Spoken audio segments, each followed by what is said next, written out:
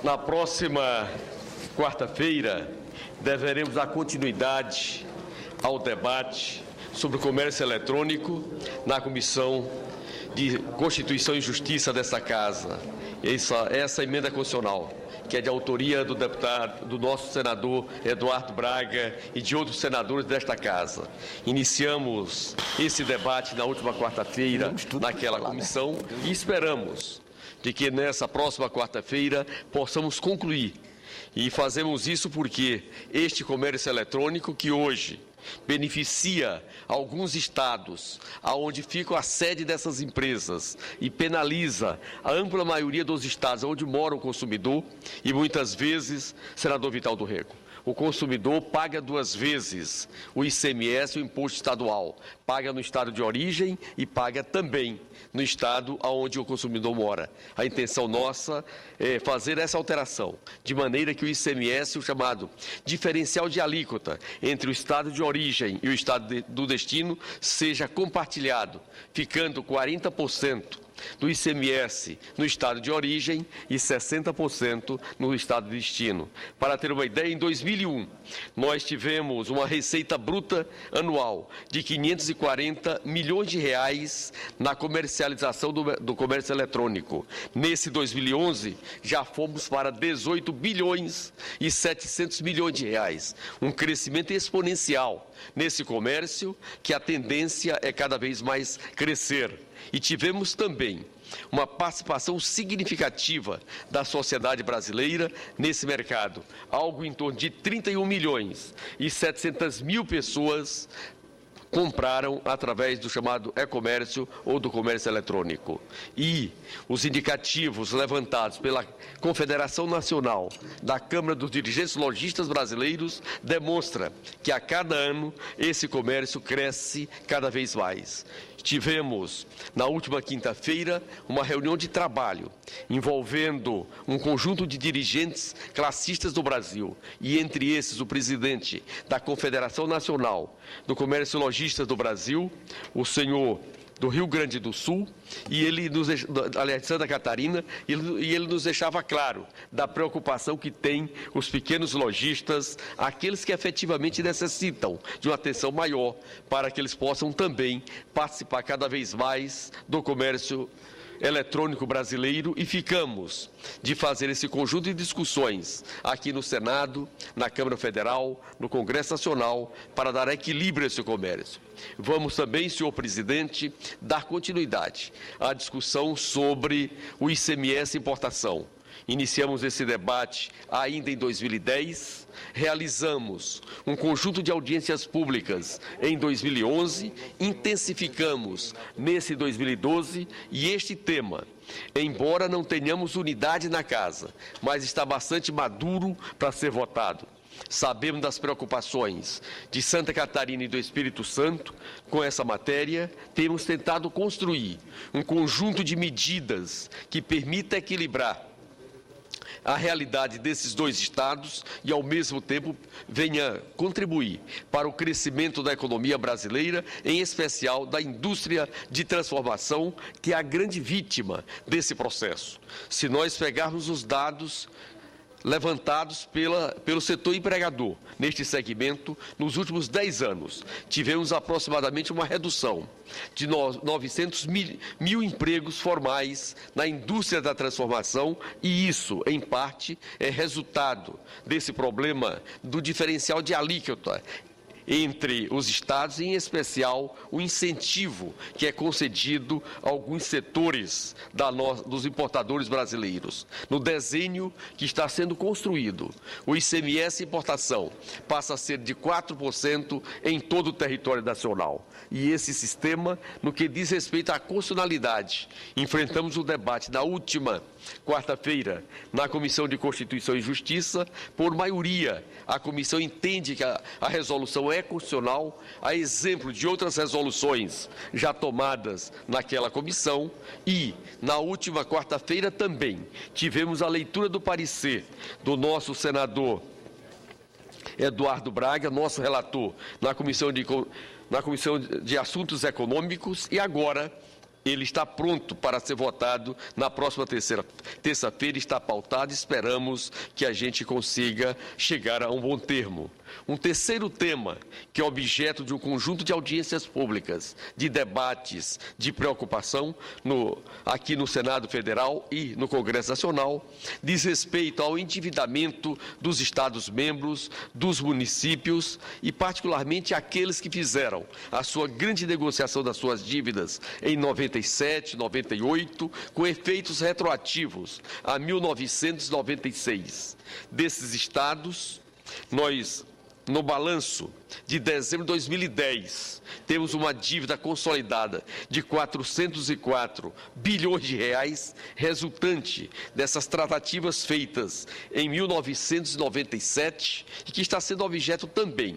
de debate do Congresso Nacional, aqui na Câmara Federal, para que nós possamos mudar o seu indexador, o seu fator de atualização da sua dívida, que lá em 1997 foi fixado em IGPDI, mais 6% ao ano para aqueles que conseguiram dar a contrapartida e um percentual um pouco maior para os entes do Pacto Federativo que não participaram com a contrapartida na sua renegociação. E essa dívida hoje tem um conjunto de propostas de alteração do seu fator de atualização e o principal deles diz respeito à alteração para a taxa Selic, sobre a argumentação de que a captação dos recursos que a União procede no mercado nacional tem como fator indexador exatamente a Selic e não seria justo em que esses devedores da União, que fizeram a sua repactuação nos anos 90, tenham que pagar por uma taxa muito maior da que hoje praticada. E tem razão, quando nós analisamos o comparativo entre a taxa Selic mais IGPDI e 6% ao ano, nos últimos 4 anos, a taxa Selic é menos cara, ou seja, tem um percentual menor do que o IGPDI, exatamente por conta do descasamento da dívida pública da União, que antes era reajustado pelo IGPDI e passou a ter um fator de atualização exclusivamente pela Selic, em face do resgate de títulos que foi feito ao longo desse período. Se nós pegarmos o ano de 2007, a taxa Selic somou 12%, enquanto o IGPDI mais 6% foi 14,4%, ou seja, 2 pontos percentuais mais caro o sistema hoje praticado. Se formos para 2008, a taxa Selic foi de 12,5%, enquanto o IGPDI mais 6% ao ano deu 15,6%, um diferencial de 2,8% em face das dívidas atualizadas pela taxa IGPDI mais 6%. Se for para 2010, a taxa Selic foi para 9,9%, enquanto o índice IGPDI mais 6% foi para 18%, uma diferença de 6,8% a mais. E se for para 2011, a Selic ficou em 11,8% e o IGPDI 11,3%, ou seja, ficou menor, 0,4%. Portanto, nós estamos tendo, nos últimos tempos, uma redução da taxa Selic comparando com o IGPDI. E, se nós observarmos o montante das dívidas, são basicamente 4 estados os grandes devedores da União, por conta da repactuação lá em 1997. O maior deles é o estado de São Paulo. Em dezembro de 2010, uma dívida de 152 bilhões de reais, representando 37,8% de toda a dívida renegociada. Minas Gerais, uma dívida de 60 bilhões de reais, com uma taxa de 15%, equivalente a 15% do montante da dívida. O Rio de Janeiro, 54 bilhões de reais, equivalente a 13,3%. E Rio Grande do Sul, 43 bilhões de reais, representando 10,7%. Se nós formos para o nosso Ceará, lá no Nordeste, a nossa dívida é de apenas 2,6 bilhões de reais, representando 0,7 centésimo da dívida nacional. Já a nossa Paraíba é bem menor ainda. A nossa Paraíba, sua dívida é de 1 bilhão e 800 milhões, representando 0,4 centésimo da dívida nacional. Portanto, quando a gente observa essa mudança do indexador, vai beneficiar exatamente os grandes devedores do final dos anos 80, dos anos 90, que foram beneficiados num primeiro momento com essa rolagem da dívida no final dos anos 90 e agora, com a redução da dívida pública federal, podemos continuar beneficiando exatamente para que eles possam ter uma participação mais efetiva nos seus investimentos públicos e, com isso, reduzir a dívida que hoje eles praticam para com a União. Evidentemente que toda essa negociação precisa ter um outro olhar, o cuidado para que o superávit primário da União, para que os serviços da dívida pública nacional não venha a ser comprometido. O Brasil tem feito um esforço muito grande para reduzir o montante da dívida pública, reduzir os serviços da dívida e, ao mesmo tempo, sobrar uma margem maior para investimento na infraestrutura brasileira. Essa dívida pública, que lá em 2003 representava 57% do produto interno bruto, ela hoje está em algo em torno de 37%, o que fechamos nesse 2011 com a tendência de queda. E os indicadores demonstram, e o que nós aprovamos no plano plurianual, nós queremos chegar em 2015 com a dívida pública brasileira representando algo em torno de 30% do produto interno bruto. É um esforço muito grande de toda a sociedade brasileira para que, nesse momento em que nós temos crescimento econômico, com inclusão social e distribuição de renda, possamos também equilibrar a dívida dos estados, a dívida dos municípios e reduzir a dívida federal. Esse é um esforço feito por toda a sociedade e repercute exatamente no aumento da formalização do mundo do trabalho. E este mês de março, o mundo do emprego no Brasil voltou a se equilibrar. Nós tivemos, no final do ano passado e nos meses de janeiro e fevereiro de 2012, uma redução no emprego do Brasil, mas os indicadores que estão chegando para março de 2012 demonstram já um retorno do incremento do emprego formal no Brasil. Deveremos ter mais de 111 milhões de empregos com carteira assinada, comparando com o mês anterior, exatamente fruto de um início da reação da nossa economia, resultante das medidas tomadas pelo governo federal, pela confiança do empresariado brasileiro e pelo entendimento das centrais sindicais, em que passaram a ter um conjunto de medidas voltadas para o retorno do crescimento econômico, para o retorno da formalização do mundo do emprego e também pela prática do trabalho decente. Tivemos ali, no mês de março, no mês de fevereiro de 2012, um termo de compromisso assinado entre os empresários da construção e as 6 centrais sindicais, para que pudéssemos ter um trabalho mais decente na indústria da construção, em especial da construção civil, com um olhar voltado para a redução do mundo da acidentalidade no trabalho, para a diminuição dos vários fatores de doença do trabalho que assistíamos, e foram firmados um conjunto de termos de compromisso para que isso voltasse a ter crescimento. E agora, nesse mês de abril de 2012, a presidenta Dilma assinou um convênio com 2.582 municípios, que envolverá a construção de 107.348 unidades habitacionais no programa Minha Casa Minha Vida. Todos esses municípios têm menos de 50 mil habitantes e o objetivo é exatamente alavancar a indústria da construção e da construção civil nos pequenos municípios brasileiros para gerar mais emprego, para gerar mais renda e fortalecer a nossa economia. Esses municípios são aqueles que têm exatamente menor IDH e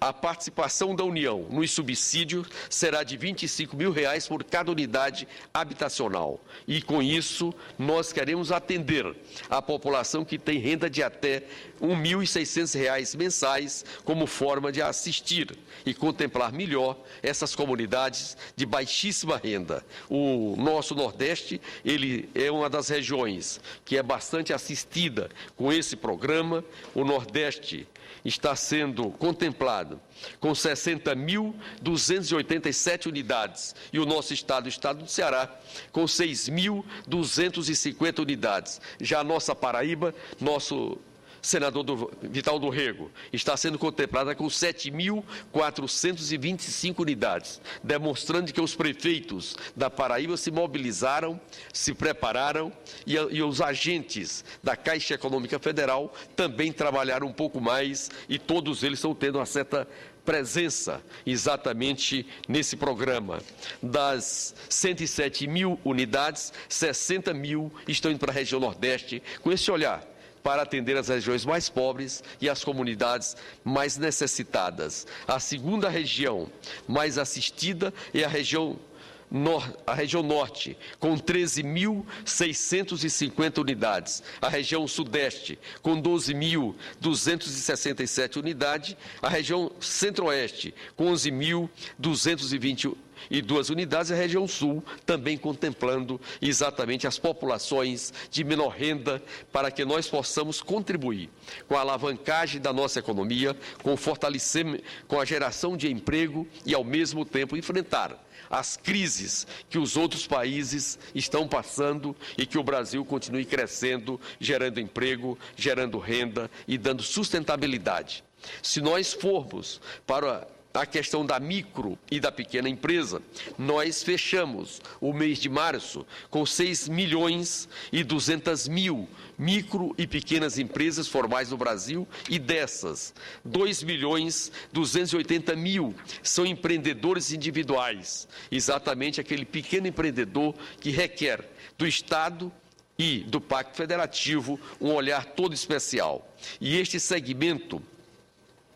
ele tem cobrado bastante o apoio do poder local, dos nossos prefeitos, das nossas prefeitas. E estamos fazendo todo um diálogo com os 5.565 municípios, coordenado pelo SEBRAE Nacional, para que cada município possa fazer um levantamento em 3 grandes questões. A primeira delas é o que aquele município está comprando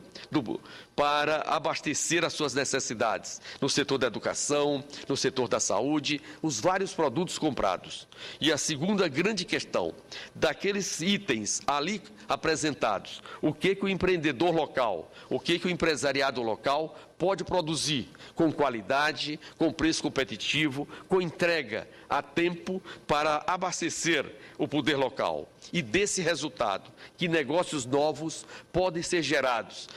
no mundo do empreendedorismo, gerados no mundo de novos empregos, e esse debate nós queremos que seja um dos principais temas a ser discutido nesse processo eleitoral de 2012, para que nós possamos fortalecer as micro e as pequenas empresas, que são exatamente aquelas que mais geram emprego, que produzem para o mercado nacional e que é responsável pela nova classe média, esse setor que tanto cresce e que tanto participa da nossa riqueza. Se nós observarmos, de 2006 a 2011, nós tivemos mais de 40 milhões de pessoas que ascenderam na pirâmide social, saindo das classes D e E e vindo para a nova classe média, a classe C. E a sua ampla maioria está vinculada à micro e pequena empresa e esse setor é exatamente aquele que mais fortalece a economia local. Exatamente por isso, estamos discutindo com as entidades representativas da nossa sociedade, com as entidades locais, para que possamos construir uma grande agenda e que cada prefeito e cada prefeita incorpore no seu mandato, a partir de janeiro de 2013, a questão da micro e pequena empresa. Portanto, senhor presidente, eu quero aqui parabenizar pela Minha Casa e Minha Vida, porque a Paraíba foi um dos estados mais bem contemplado em todo o Brasil.